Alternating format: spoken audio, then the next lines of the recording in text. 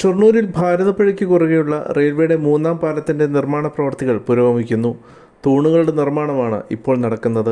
പാലത്തിൽ ഒറ്റ സ്പാനിൽ ഇരട്ട റെയിൽവേ ട്രാക്ക് കടന്നു പോകും വിധമാണ് നിർമ്മാണം. കാലവർഷം ശക്തമായാൽ പുഴയിൽ വെള്ളം ഉയർന്ന് നിർമ്മാണ പ്രവൃത്തികൾ തടസ്സപ്പെടുമെന്നതിനാൽ തൂണുകളുടെ നിർമ്മാണം അതിവേഗം പൂർത്തീകരിക്കാനാണ് റെയിൽവേയുടെ നിർദ്ദേശം. റെയിൽവേയുടെ ഉന്നത ഉദ്യോഗസ്ഥർ സ്ഥലം സന്ദർശിച്ച് ജോലികൾ വിലയിരുത്തുന്നുണ്ട്.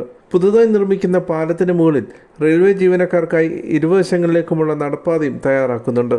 പാലം യാഥാർത്ഥ്യമായാൽ വള്ളത്തോൾ നഗർ റെയിൽവേ സ്റ്റേഷൻ മുതൽ മാന്നന്നൂർ റെയിൽവേ സ്റ്റേഷൻ വരെ എത്തുന്ന പാലം ഉൾപ്പെടെയുള്ള റെയിൽവേ പാളങ്ങളാണ് നിർമ്മിക്കുക. ഇതോടൊപ്പം ഷൊർണൂർ റെയിൽവേ സ്റ്റേഷനിൽ നിന്നുള്ള യാർഡുകളിലെ ഒറ്റവരിപ്പാത 2 വരിയാക്കുന്നുമുണ്ട്. പണി പൂർത്തിയാകുന്നതോടെ ട്രെയിനുകൾ ഷൊർണൂർ ബി ക്യാബിന് സമീപവും വള്ളത്തോൾ നഗറിലും പിടിച്ചിടുന്നത് ഒഴിവാക്കാനാകും. 45 കോടിയോളം രൂപയാണ് നിർമ്മാണ ചെലവ്. കാലാവസ്ഥ അനുകൂലമായാൽ ഈ വർഷം അവസാനത്തോടെ പാലം യാഥാർത്ഥ്യമാക്കുമെന്നാണ് പ്രതീക്ഷിക്കുന്നത്. സംസ്ഥാനത്ത് ഏറ്റവും അധികം സമയം ട്രെയിനുകൾ പിടിച്ചിടുന്നത് ഷൊർണൂരും വള്ളത്തോൾ നഗറിലുമാണ്.